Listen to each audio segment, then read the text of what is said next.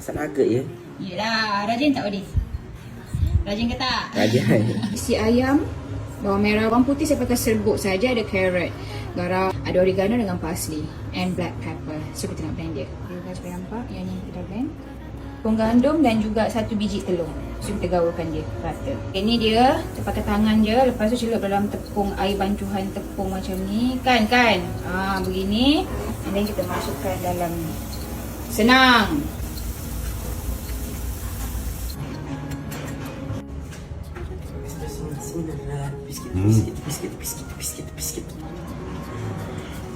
Oh, mana suara Martin? Tak tahu. Tu ada suara. Suara dah tak ada. Rasa apa lain?